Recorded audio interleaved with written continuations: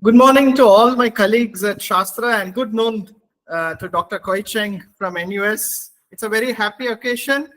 Rather, this is a culmination of the recently undertaken SASTRA Indo G20 Faculty Exchange Program, because of which I had the privilege to visit NUS and meet Dr. Kooi Cheng, who is the Director of CLC, Center for English Language Communication. I welcome Dr. Kooi Cheng for taking this time and rather very instantly agreeing to share the learning experience of CLC in particular, and again of NUS at large with the SASTRA community. Let me just give a very brief bio sketch. I have already shared to all my colleagues by email, but nevertheless, I would just want to read it out. Dr. Kooi Cheng is the Director of Center for English Language Communication since July 2021. What is more commendable that she's a recipient of Outstanding Educator Award and also the Fellow of the NUS Teaching Academy for 5 years. That is something when I visited NUS, I came to know that it's kind of a prestigious because they have about 5,000 faculty and maybe hardly 20 or 30 would become the fellows at a time of NUS Teaching Academy, and she has been the fellow for 5 years. That speaks of her excellence in teaching.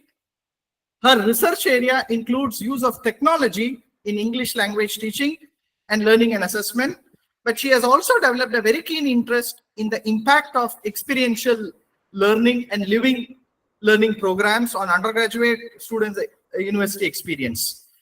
She is a co-editor-in-chief of the Asian Journal of Scholarship of Teaching and Learning, editorial member of SOTL in the South Journal, Asian Journal of English Language Studies, E-Foreign Language Teaching, and also Asia-Pacific Journal of Educators and Education.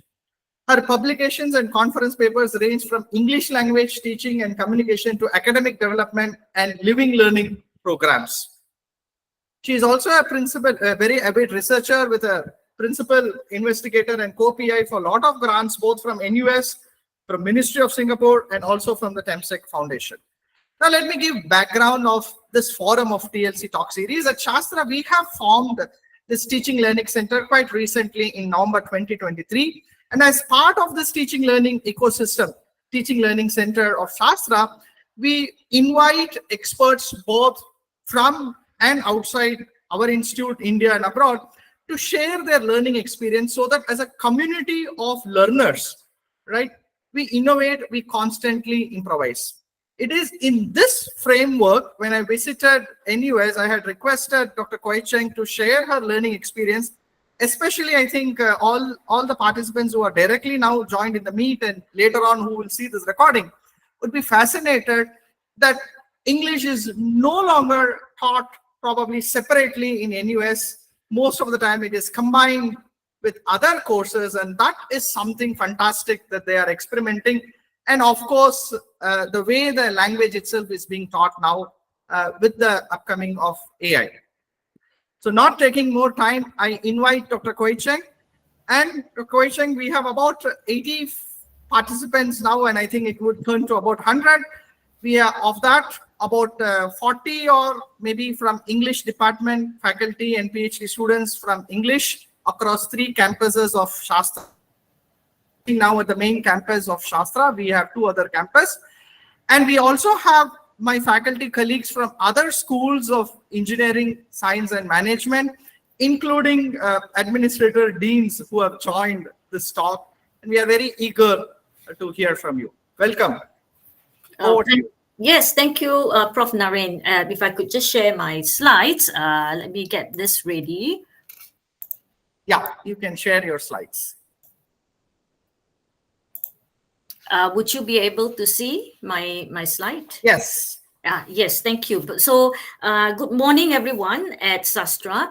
Because I can only see the slides and I can't see you, if there is anything that you can't hear me or if there's a Wi-Fi issue, please do let me know. I think Prof. Naren I will speak or I will ping you. in WhatsApp. Okay, you're right. Thank you very much. So thank you for the opportunity for me to share our center's journey in the teaching of academic literacy, in the teaching of critical thinking and communication at the National University of Singapore. And specifically, I thank Prof. Naren for the invitation. So maybe just to begin, just say a little bit about the history about our center. The center started in 1979 as the English Language Proficiency Unit, and it came under the Faculty of Arts and Social Sciences. The primary mandate at that time was to address the lack of English language proficiency and competency of the undergraduate students. But in 1996, it was delinked from FASS, and then it was renamed CELC, Center for English Language Communication. This is actually a reflection. Excuse me, Dr. Kooi Cheng, are you going into the second slide? Not yet. Not okay, yet. Yeah, fine. I will. Yeah. So this is a reflection of the profile of the students that have changed, as well as a university we've progressed. And so the demand and needs of the communication and language have evolved. Today, we offer 5 types of courses at the center to our undergraduate as well as graduate students, and I will share a little bit about that later on. The first type of courses is the basic academic literacy for undergraduate students. Second type, the same kind of courses, but for the graduate students. The third type is the writing and critical thinking courses. The fourth one is business and professional communication. And the fifth one is general education courses, which we contribute to the general university community.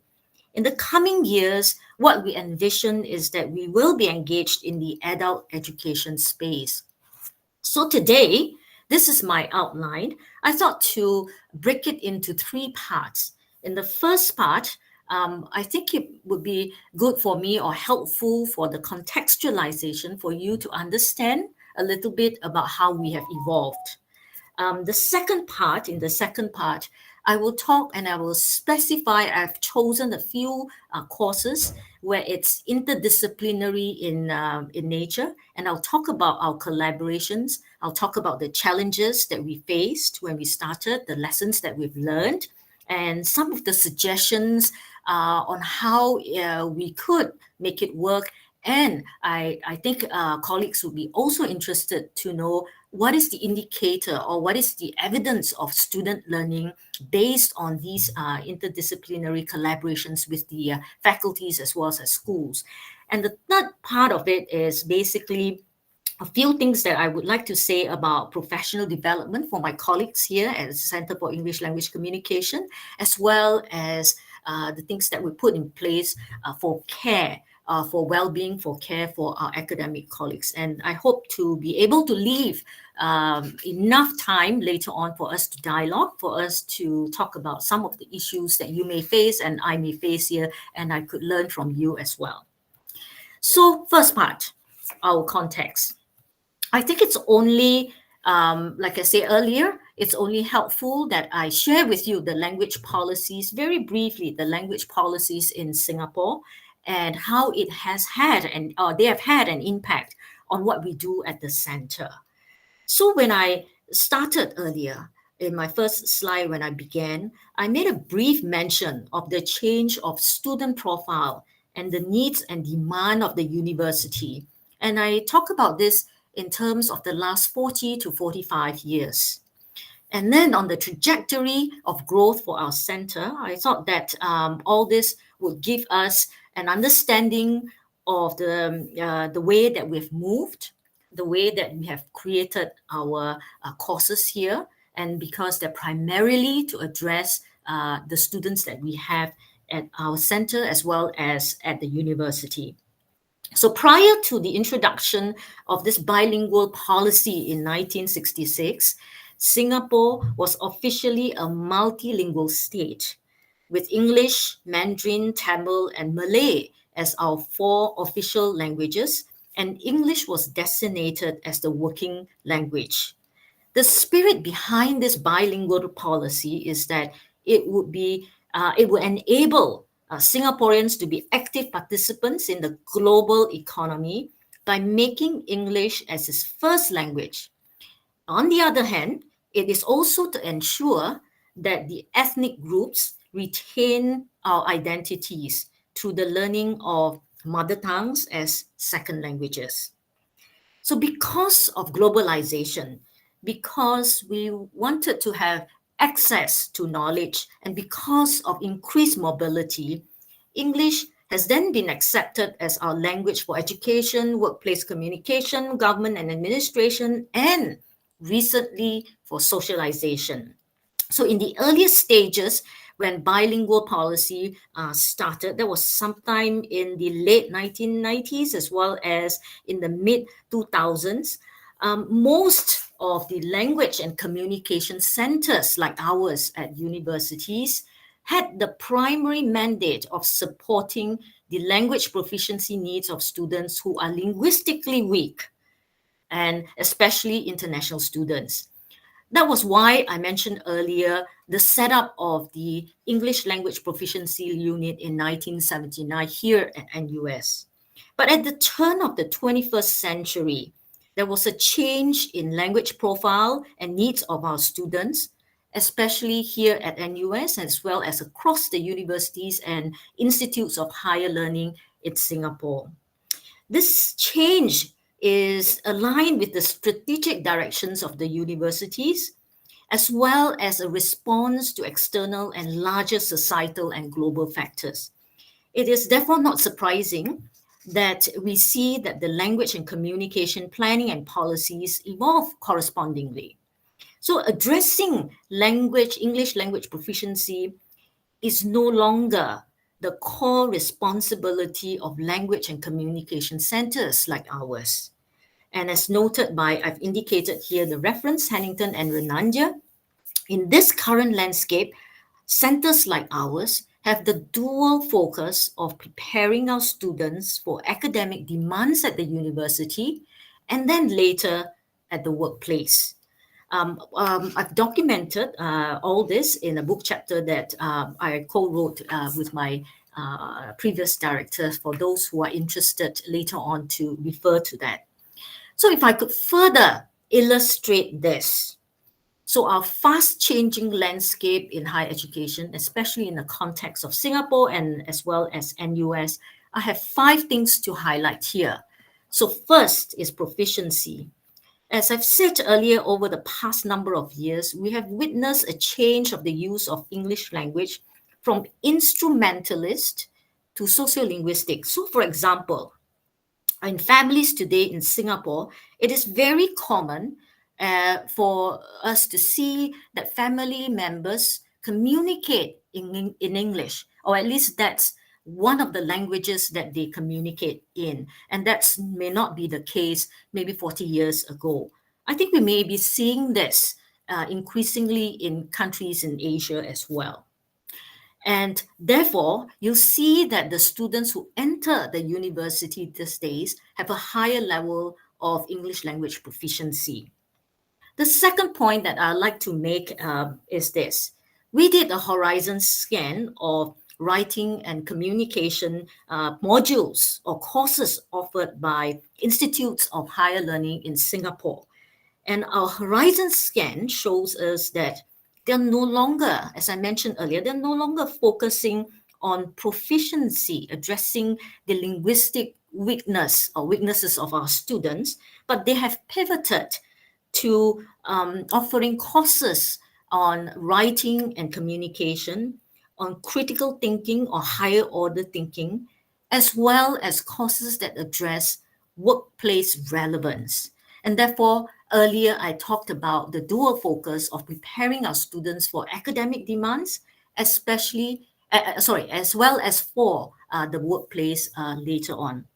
So it seems that we are here at NUS, especially at NUS, we are moving from this deficit model, thinking about students coming in because they lack of something, but we're changing that to a model where we say to the students, you come to our classes because we want to enhance your competencies so that you can be successful, rather than seeing it from the perspective of you lack something, therefore you come to my class.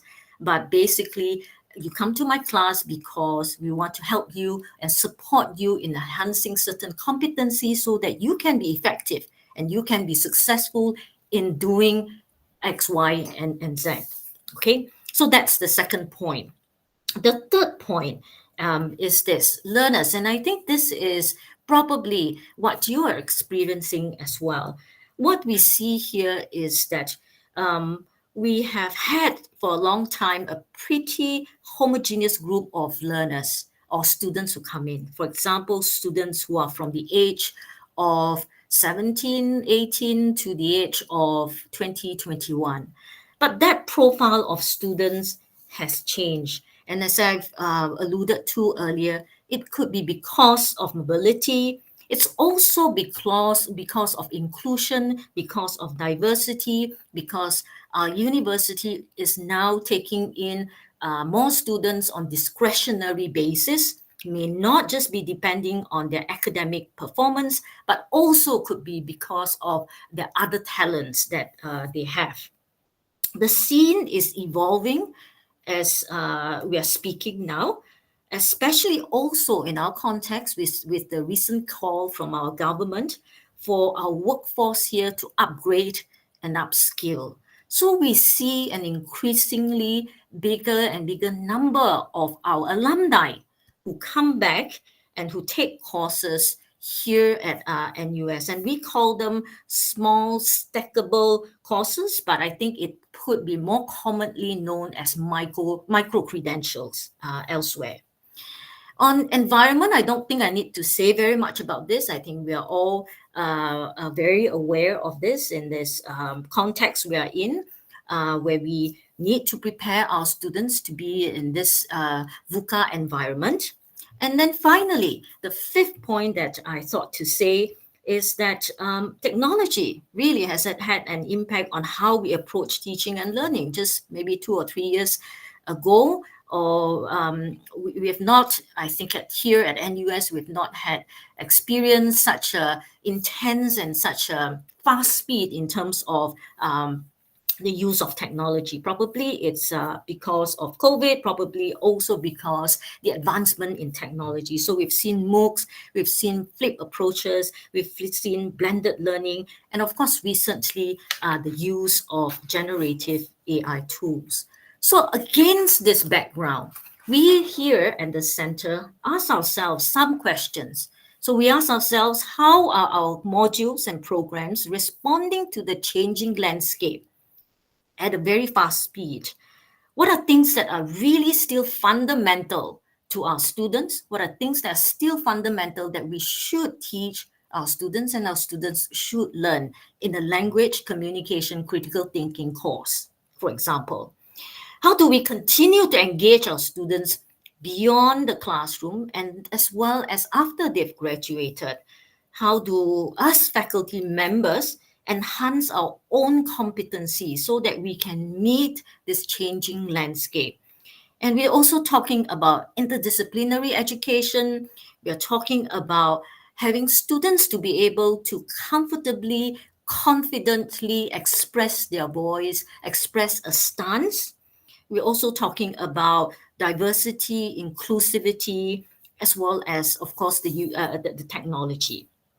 We know that communication is one of the key 21st century competencies, and it's key to interdisciplinary education.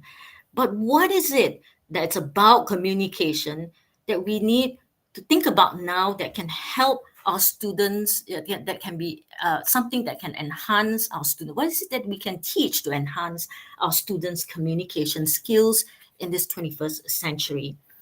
So in 2011, the Able Communicator Initiative, as we call it, or the Able Communicator Framework, was launched, and was launched to ensure that communication support reaches a wider segment of our student population.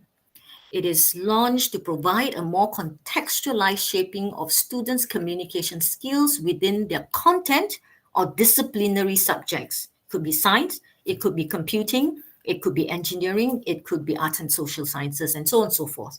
And to reinforce the need for good communication skills at each year level of a student's academic stint or journey at our university. And recently, with a focus on spoken language.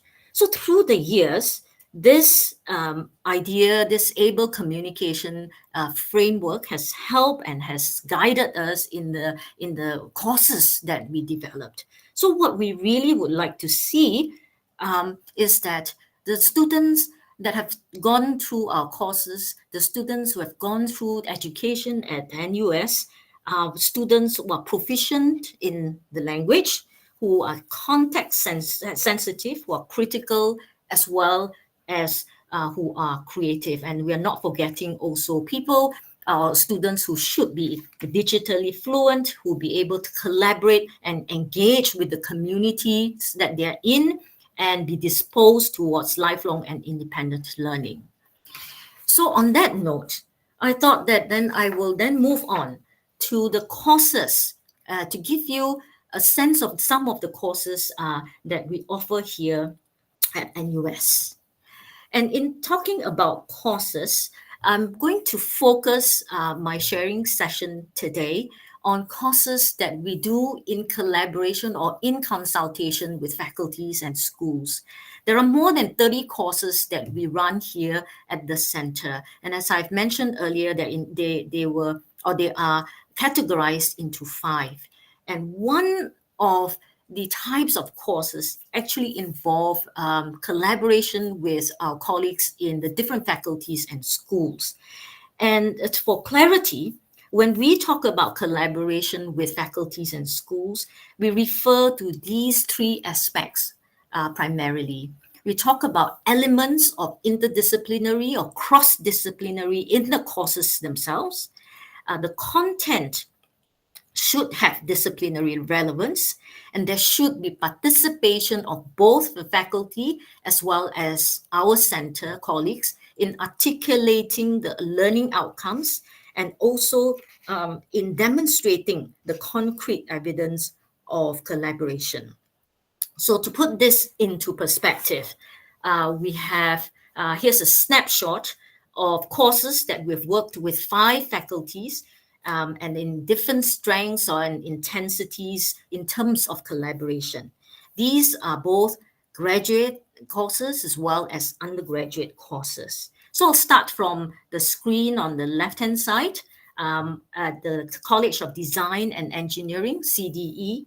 We have a course that's called Creating Narratives that we jointly develop and we jointly run with our colleagues at CDE. So they focus on visual communication, we focus on verbal communication. We partner with them and we work together on designing the same assignments, the same tasks, and the tasks and assignments are graded by both the CDE colleagues as well as our colleagues here at the center. So for this type of courses, we regard it as a high-level collaboration course. We also have a course that we run with or for the students of Faculty of Arts and Social Sciences, and that's what we call writing academically. For this course, there is a low level of collaboration.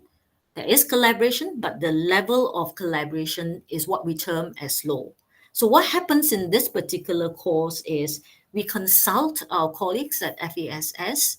They give us reading materials. They recommend reading materials based on some themes that we have jointly agreed. And so we put them into 5 packages in this particular course. And the colleagues at my center teach this course. They run this course on their own without any faculty members in it. The assignments they mark, but it's in consultation with the faculty. At the Faculty of Science, there are 3 courses that we collaborate. And in this particular faculty, we have a low level of collaboration, mid-level, as well as high level.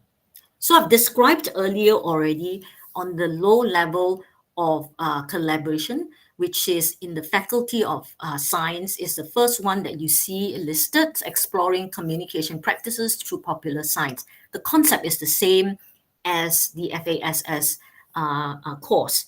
The second one that you see in the list, Introduction to Science Literature, it's at the high level of collaboration, and it's done similarly like the one that I talked about at CDE. At the mid-level of collaboration, for PR 4195, PR 4196, which is the code of the course, Conducting and Communicating Pharmacy Research, for example, what we do is that the two courses run parallel. So this course is basically a course for year 4 pharmacy students who are working or who are doing their final year projects. So they have their content supervisors with them. They also go through a course with us at CELC, and both run parallel, and they do the same assignments. I will give you an example later on to illustrate this. They do the same assignments, and the assignments are marked by both the pharmacy colleagues as well as my colleague here at CELC.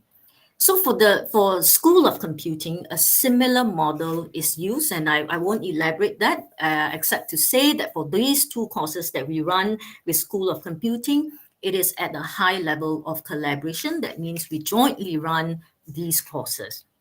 Now, at the graduate level, we do a similar collaboration with the school, the NUS Graduate School. So we have a course that's running that's called Academic Communication for Graduate Researchers, and that's meant for year 1 and year 2 PhD students. We also had a course that is called Technical Communication for Engineers, and I will elaborate on that as an example later on. But I thought that I wanted to also make a mention of the second bulleted point in the NUSGS column there, which is the Academic Career Preparation Series. This is not a formal course. This is an additional set or a series of e-modulates that we've created so that our PhD students, after they've gone through their first third year of their studies here, and when they're thinking about looking for a job, they may want to access these e-modulates to help them prepare. So it's not a compulsory module, but it is something like a resource that they can access. So just to give you a sense of what they are, the titles of these e-modulates or mini-modulates are writing a research statement, crafting an academic CV, developing a teaching statement, designing academic posters, and giving an elevator speech.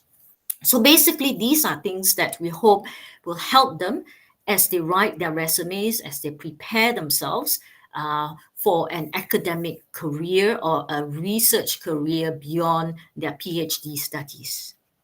So these are the courses. In summary, these are the courses that we have with these 5 faculties and schools in collaboration and working in collaboration with them. So before I go to the next part about giving you a bit of examples on the courses that we run, I thought also to make a mention of the challenges and the levers.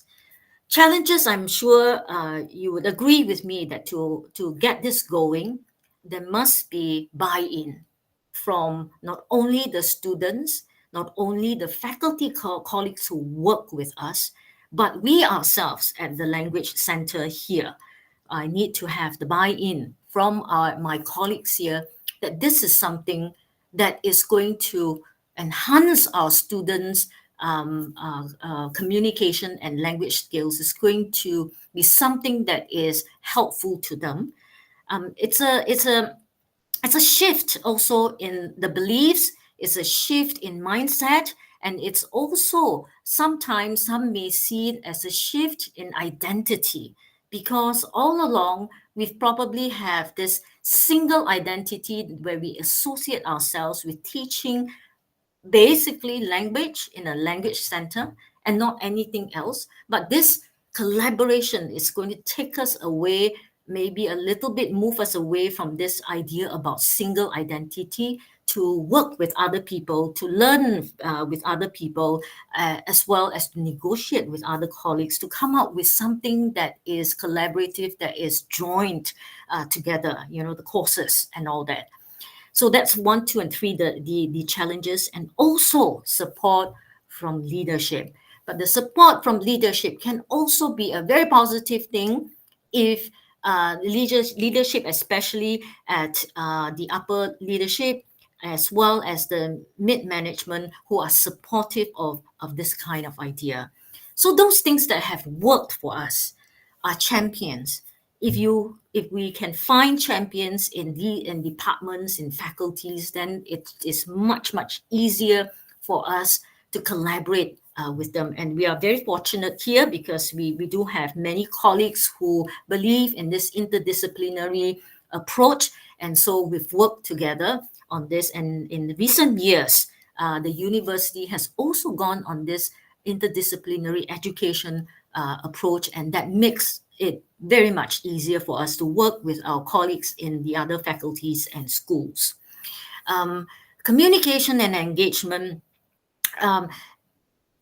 For us here at CELC, because we teach courses that are cut across all the university, in all the faculties and all that, it is very important for us to keep that communication and engagement going with the different faculties so that we don't operate in silos. So that is something that has made us, has helped us a lot in our journey here. And in terms of evidence of student learning and indicators of effectiveness and relevance, if we can collect this, and we can all see that what we have collected here, that we can all see that they have helped our students in their learning. I think that's a powerful way of convincing all of us that this approach works, and that we should all try and collaborate to make this work as well. So let me give you 2 examples. The first example is the course that I mentioned earlier on pharmacy, the pharmacy research, where we have a mid-level of collaboration. You see in the middle of the slide there, the students need to do a final year project, and this is a 1 semester project. There are some students who work on lab-based projects. There are some students who do systematic reviews. So that's what the whole semester, what they need to do. And they need to produce a written report. They need to do an oral defense, and they need to do a poster presentation. So this particular course is taught by the content supervisors from pharmacy, as well as us at the language center. We team teach. Our weekly syllabus parallel each other. We align our marking schemes so that we know what we're marking, and the pharmacy content supervisors also are aware of what they mark. So we align that so that there is not too much of an overlap, and there is an interconnectedness in the materials, in the tasks, and the activities that we do. So let me give you an example of where we come in as a language center. We teach our students grammar, but grammar is taught in context in this particular example here with this particular course. So as you can see in this extract here, or excerpt here, we wanted our students to learn the use of tenses, to know the choice of tenses, to differentiate between facts, reporting of studies, as well as to express their voice, the student voice. So as you can see here, I don't quite understand the technical term of this pharmacy term of the report, but I can actually see how the idea or the ideas are moving. And in the first sentence, as you can see, it is a statement of fact the second one is a reporting of studies. And so this is a very simple example of how we teach grammar in context. So we take examples in our materials from our pharmacy colleagues. They will share with us. We work through this with the students, and then we expect to see that the students are able to use language appropriately to express their voice, to express their stance, to report their findings, and to make interpretations, and so on and so forth. Okay, so that's an example of a very, very simple example of how this is demonstrated for example, of how we teach and they learn grammar. And indicators of effectiveness and learning, we wanted to know also that whether the way that we have done this, the feedback that we've given the student on their reports and all that, how effective, how do they see it, how do they view the usefulness of the feedback that is given by the language instructors. So this particular table that you see here is a summary of 4 academic literacy instructors, meaning us here at the Language Center. The quantitative rating on feedback, we only chose one of that. And you see that the tutor average of 4 of us is 4.81 out of 5. The department average is 4.21. The faculty average is 4.15. There were 66 students, as you can see above there, of 66 students who participated in this. We usually get about 90 students in this particular program, so that's about 73% of response rate. So as you can see, the students, I'm just picking up only one particular semester, but it is consistent throughout the last 4 years that we have conducted this particular course and run together with the pharmacy department, that this particular item has been has been very positive. Students have seen it very positively, especially the feedback from language instructors like ours here. Let me move on to the next example, which is the example of a graduate level course that's called the Technical Communication for Engineers, and that's at a high level of collaboration. The idea about this particular course is that it's for students who have gone beyond year 2 of their PhD studies. So they're usually in year 3 or year 4 who take this particular course. And the Faculty of Engineering at that time told us that at this stage, students are ready to send abstracts for conferences, to do proceedings for the conferences that they attend, to do a simple critique of abstracts and proceedings that their peers do, to participate in the 3-minute thesis, as well as to do a longer academic presentation at conferences. So we worked this out, and we worked this out together with our engineering colleagues, and these became the exercises or the assignments that students had to do. And so the course was based on these 5 tasks or assignments that the students had to do in fulfillment of the course. So again, when we looked at the effectiveness of that particular course, similar to the pharmacy course that I shared earlier, the quantitative ratings as well as the qualitative feedback were very good. So the students noted these 3 qualitative feedback, that the course was really relevant to them at that point in time, that they needed to do these kind of activities. The course was helpful for their publications as well as their scientific presentations. And it's also an opportunity for them to practice all this. And these have real life application to the students. And they see after the course, not immediately within the course, but many of them do see the relevance after the course when their abstracts got accepted by conferences or when the proceedings got accepted. And of course, I need to make a caveat here. We looked at, again, how they write it, how they express it, but the content, of course, was guided by the PhD supervisors and or their research fellows in their lab. So these are two courses that I thought that I'll give specific examples.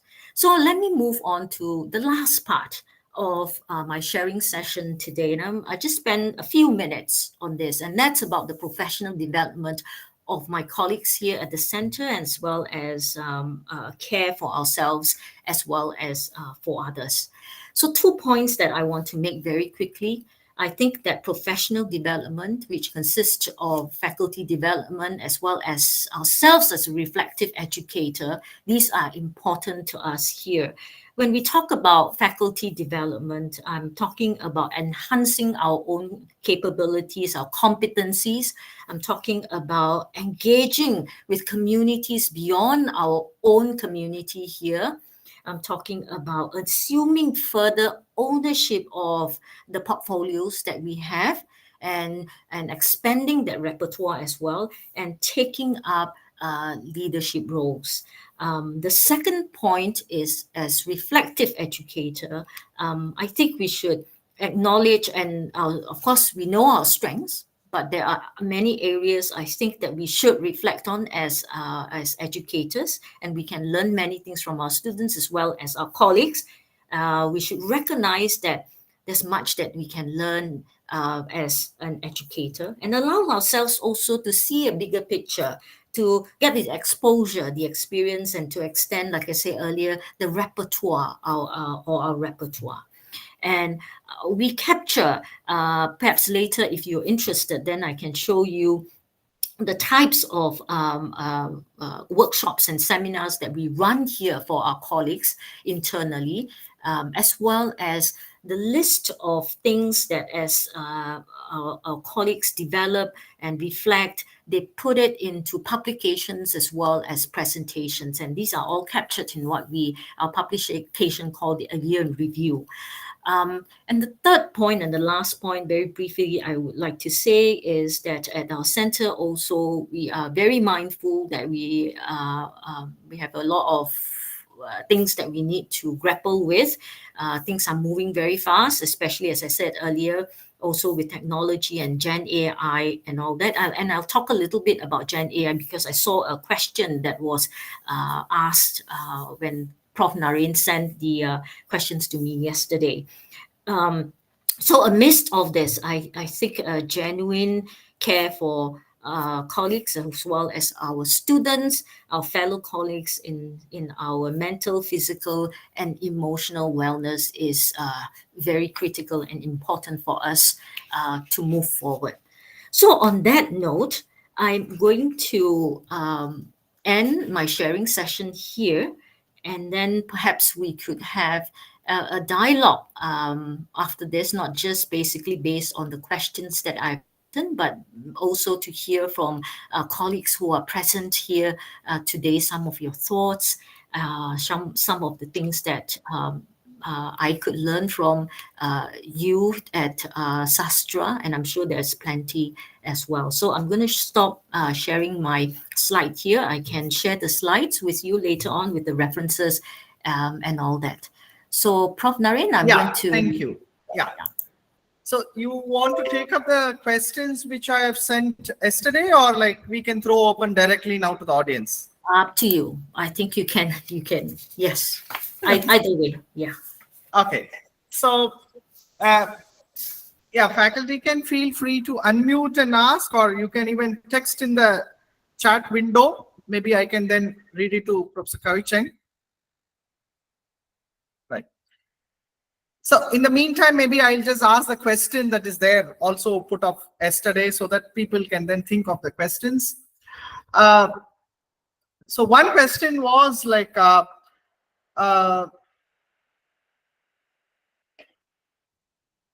right, somebody has raised the hands. Yeah, Dr. Vidya, go ahead. Good afternoon. I'm Vidya from the Department of English. I have a question.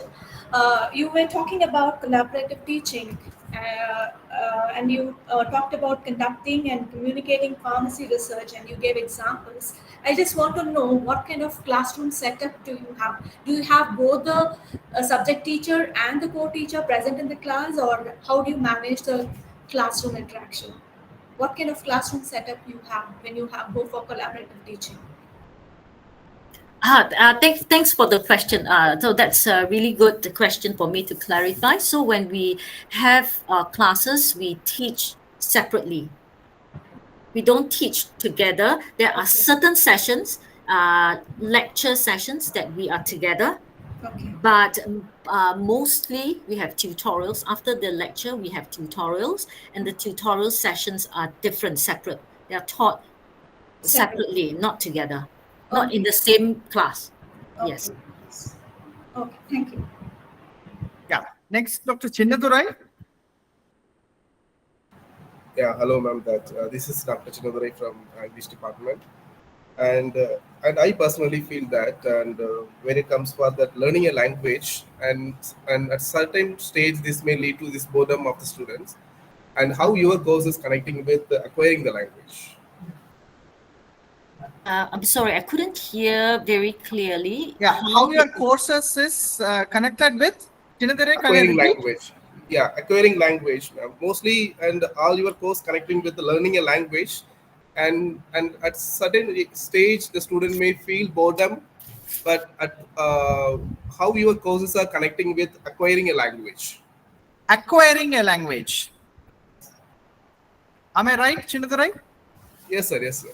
Yeah. Yes, okay. So when we teach academic literacy courses, we talk about the use of language in, as I said earlier, in context.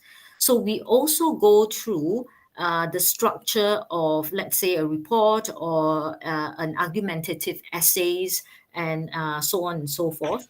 And we work through that with the students. I think it's not very different from a process. It's a process writing approach that we use in our classes for most of these courses that we run. I'm not too sure whether I'm addressing your issue, the question that you're saying, but our focus is very much on giving the students and enabling the students or helping the students to have an authorial voice, basically to relate that to making a stance, relating to making an argument. And the grammar points that related to that are, for example, the hedging devices, the boosters, the connections and the coherence or cohesive devices and all that. I'm not sure whether I'm answering you that very, very specifically, but these are the specific grammatical points that we build into lessons where we talk about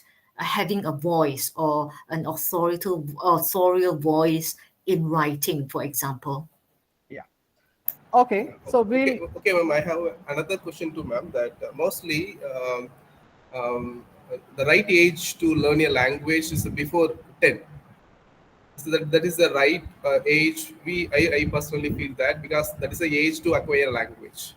And why we are leaving out at the early age, why we are focusing more on that and the higher education platform. So because when we have given the right platform at the age of 10, it is quite easy for all the educationists to they can easily learn a language, but we leave out at the early age, but where we are giving more emphasis on that the higher education platform. And how do you pursue this question, ma'am?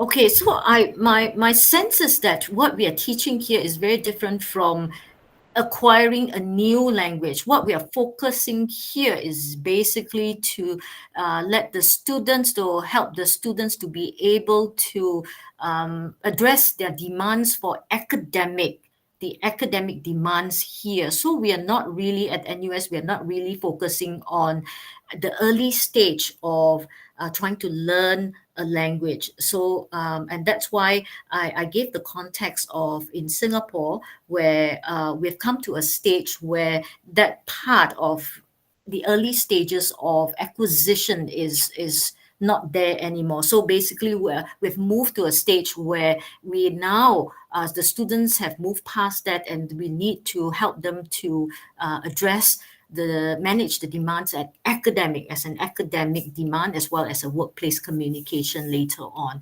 Again, I hope that I've answered your question. Yeah. Okay, thank you, ma'am. Yeah. Thank you.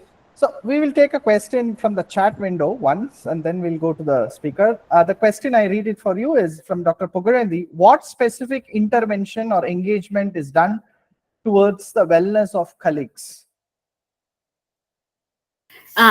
Okay. So that's a very, very a good question that you have here. So at NUS, there are a number of initiatives that have been set up.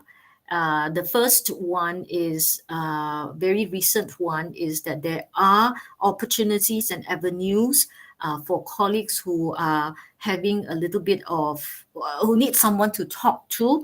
They have platforms and avenues for these colleagues to talk to these counselors. So there are counselors specifically for colleagues, not only for students. So we used to have counselors counselors for students, but we didn't have that available for staff members. So now we do have that at the university. The next thing that I'm trying my best to do also as someone who is a head of department is this. Increasingly, I hear from my colleagues that, please don't email us after office hours. Please don't email us on Saturdays and Sundays. So I try my very best not to do that. But I say this to my colleagues. I am not expecting an answer from you. That is just because when I'm able to address certain things that you want me to address, it's already past the working hours. And so when I sit down and work on my emails, it's like in the evenings or in the weekends, but I'm not expecting an answer. So colleagues would also say something like, hey, but when I see your email, I feel that I need to respond. And so I'm very watchful also, and I ask my management team here as well, as much as possible, let's try to address not so urgent things during, maybe during office hours. Of course, it's not always possible. So these are conscious things that we try to do. The third thing that we've also done is this. We've recently looked at our workload. And we have recalibrated that. And as a result of that particular exercise, we have, with the agreement of the upper management, of course, we have adjusted the teaching workload with the understanding that whatever that it's lesson, it's also used for our own development, professional development, as well as our scholarly activities.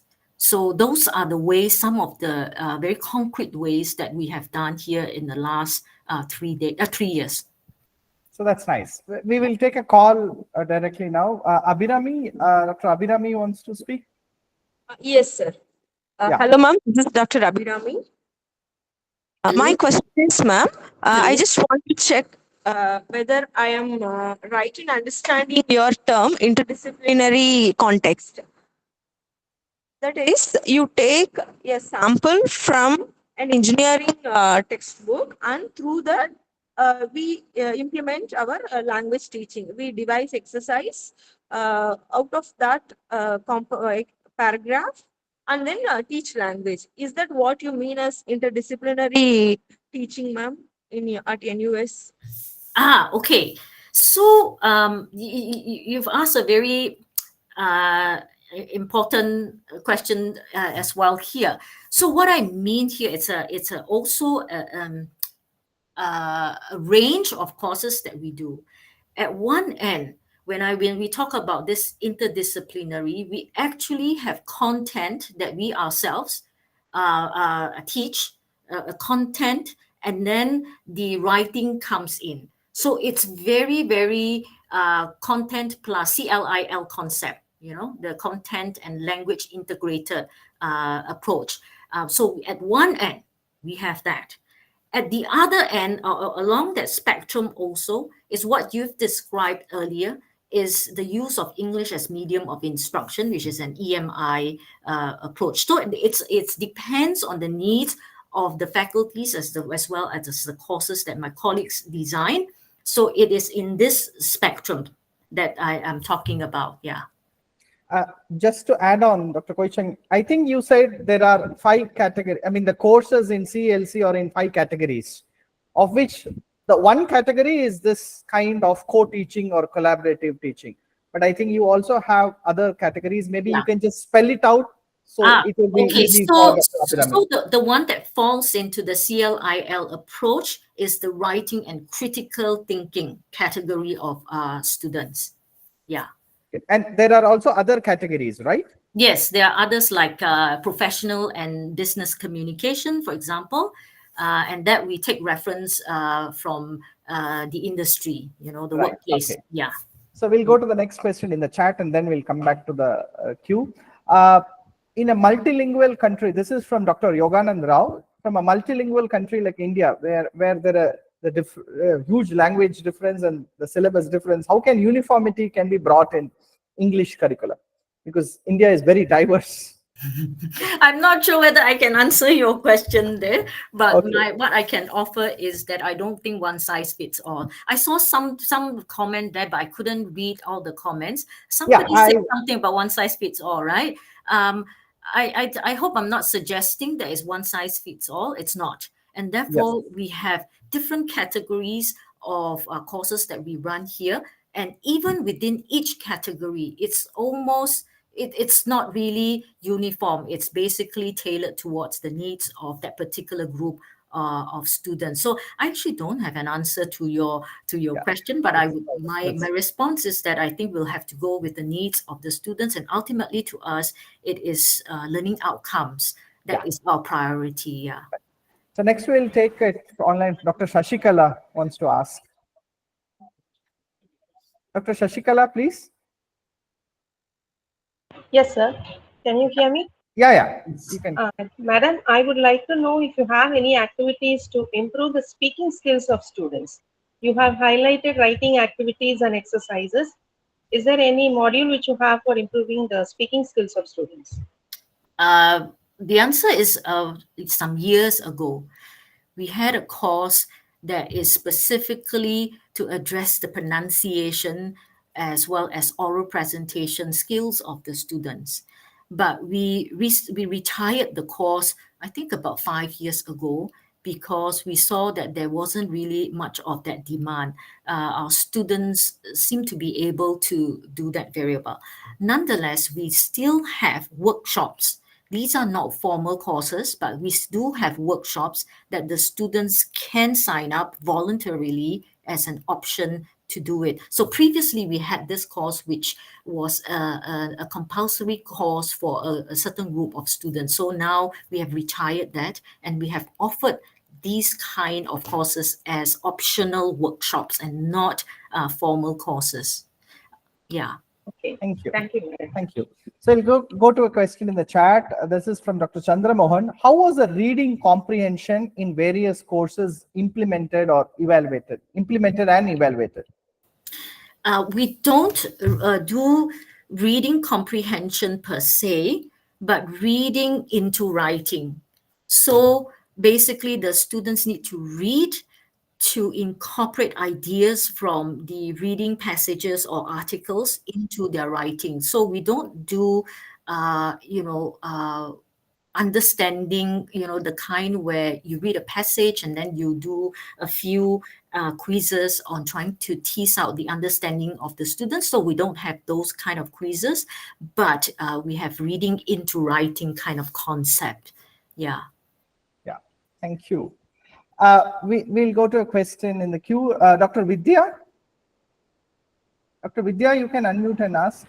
Yes, I have one more question. That is, when I was reading your profile, I saw that one of your area of interest is use of technology in teaching and learning assessments. What kind of AI tools are you using for assessing the students? And do you think assessing through AI tools is better, or doing it manually is better?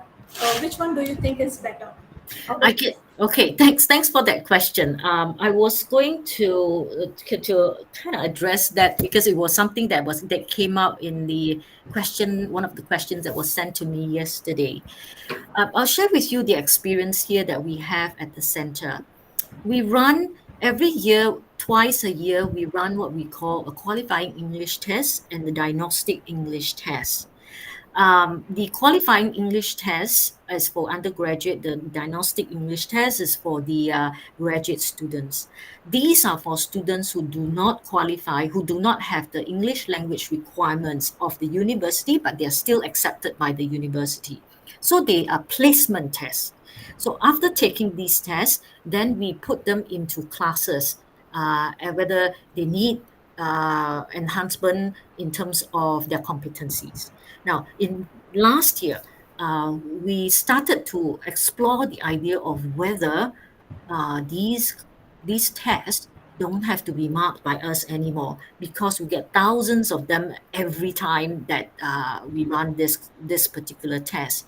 And so far, our tests with different tools, the AI tools, tells us that they cannot reach the confidence level that we want. And therefore, I'm still running the courses, the tests, and they are marked by our raters, human raters, because we're not confident yet. Maybe in 3 years' time, we may be confident, but at this point in time, we have done this with two tools or two companies, and we are not confident yet. I hope I answer your question. Yeah, in terms of tests. Yeah. I have one more question. You were talking about exploring science communication through popular science.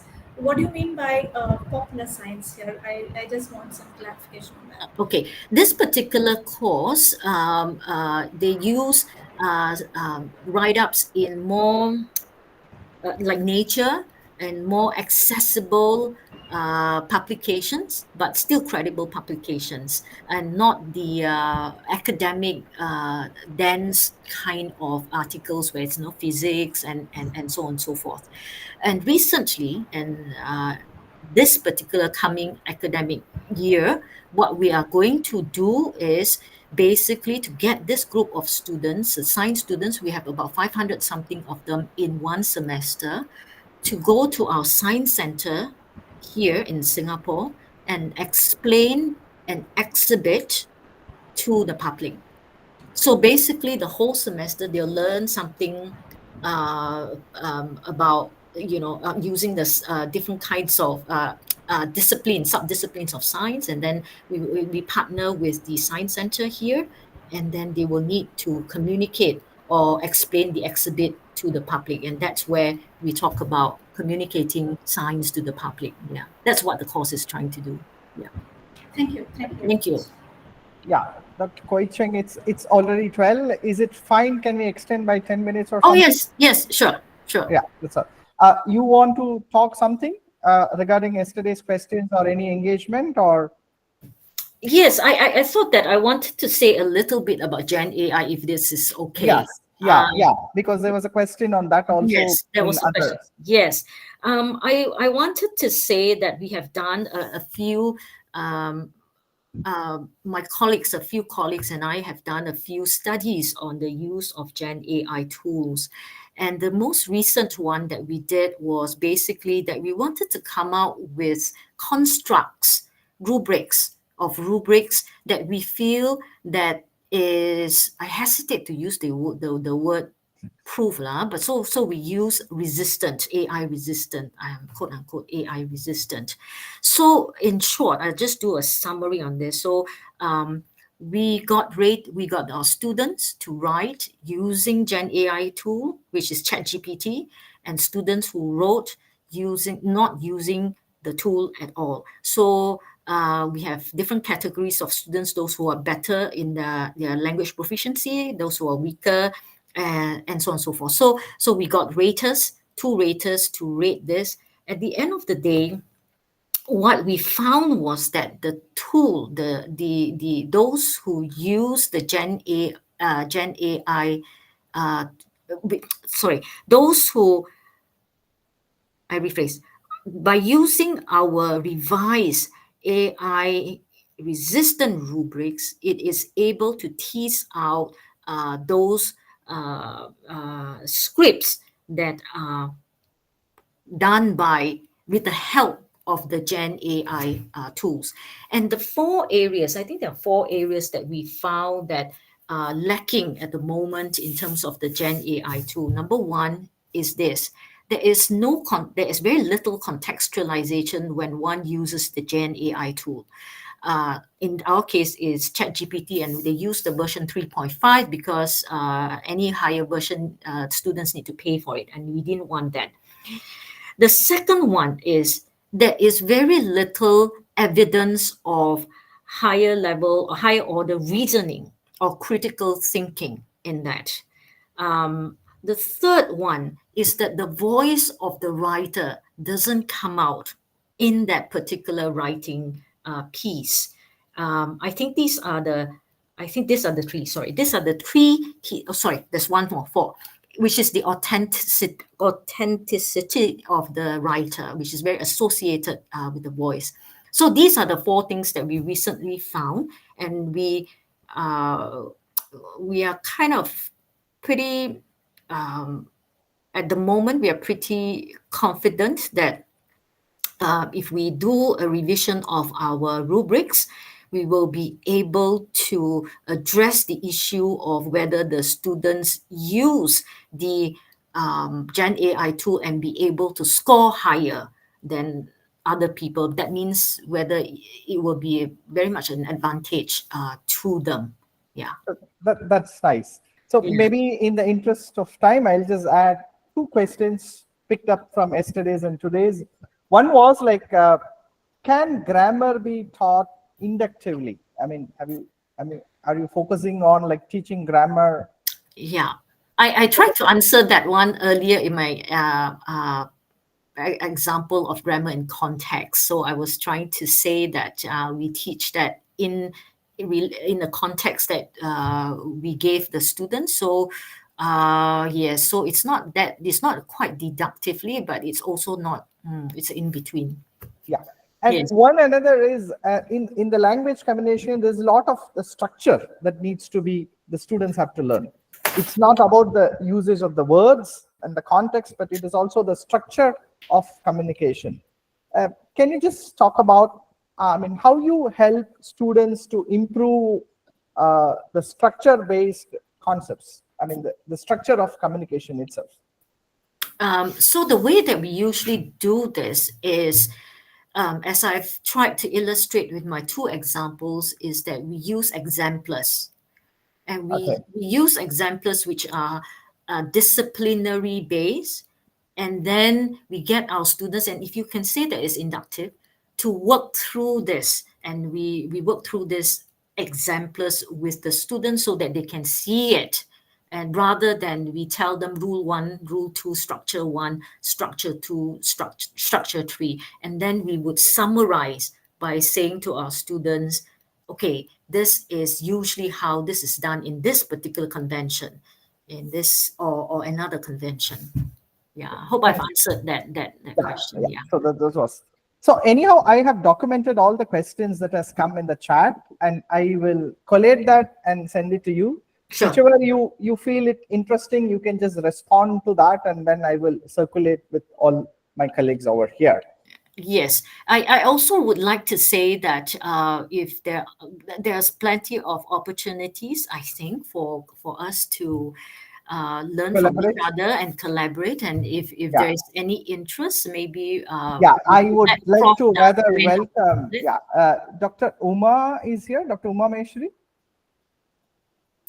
Yeah, I'm very much sure. So I just want to welcome Dr. Uma Maheshwari. She is Hello, actually Dr. the Uma. dean. She is actually the dean of the School of Arts, Humanities, and Science, and she is the one who is now going to take up this collaboration between CLC at NUS to the English department. She is heading the department spread across 3 campuses, and I think over to Dr. Uma. Thank you very much, Dr. Naren and Dr. Kooi Cheng. It was such an illuminating lecture.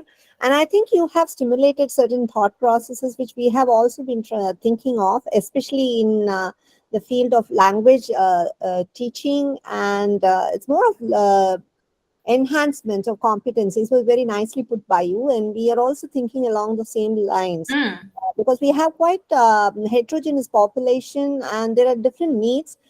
We cater to students across different disciplines, spanning engineering, sciences, law, management, and education. And also people who are very strongly into the literature aspects too.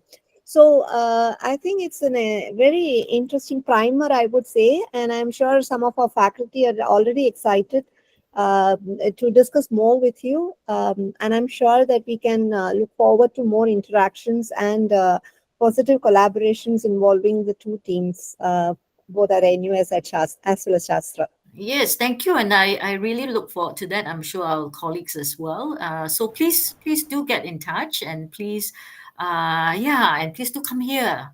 Yeah, you, Dr. Kooi Cheng, you want to tell about the conference? Yes, we have a conference next year. Yeah, you can tell about that. We'll send the info to you once we have the publicity materials and all that. And if you have any conferences there that my colleagues might be interested in, please do send it to me as well. I'm sure some of the colleagues would really love to go there. Yeah. Thank you. Thank you very much. Yes. I take this opportunity to have a very formal vote of thanks. Foremost, Dr. Kooi Cheng, thank you very much. It was almost very instantly you have accepted to give this talk. And I think it is well received. We have about 100 of our faculty members across all schools, English and engineering management, who have joined this. And I think it gave a good perspective of how to take up language collaboratively with respect to the other domain courses, and also look into AI maybe as a teaching complement. And I'm very happy that this talk will stimulate or will catalyze collaboration. As Dr. Uma has said, I will connect you with Dr. Uma, who is the Dean of the School of English, where English is associated with. And I think we will have a very fruitful exchange. And this will also help both of us to grow from one another. Thank you. Thank you all my colleagues for taking your time and then joining for this TLC talk. Okay. Thank you, everyone, and have a very good afternoon. And I look forward to seeing you in Singapore. Yes. Thank you. Okay. Bye-bye. Bye. Thank you.